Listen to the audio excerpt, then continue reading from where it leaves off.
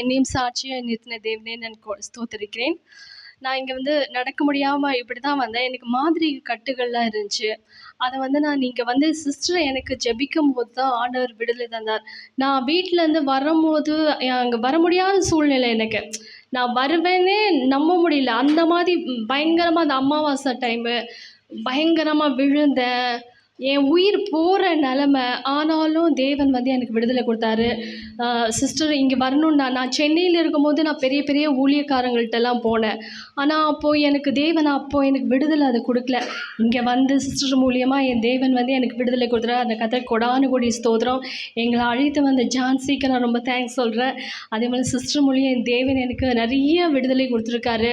அந்த பேப்பர் வச்சு நான் ஜெபிக்கும்போது எனக்கு வயிற்றில் ரொம்ப ப்ராப்ளம் ஆச்சு. எது சாப்பிட்டாலுமே எனக்கு ஒத்துக்காது. இந்த மாதிரி சூழ்நிலையெல்லாம் இருந்துச்சு. அதெல்லாம் அந்த ஜெபம் தினந்தோறும் அந்த பேப்பர் வச்சு ஜெபிக்கும்போது ஆண்டவர் எவ்வளோ காரியங்கள் எனக்கு விடுதலை கொடுத்துருக்காரு. அதனால் நான் கர்த்தருக்கு கொடான கொடி ஸ்தோத்திரம் செலுத்துகிறேன். ஜெபித்த சிஸ்டருக்கு கொடான கொடி தேங்க்ஸ் சிஸ்டர். இயேசுவுக்கே புகழ். ஸ்தோத்திரமா ஆமென்.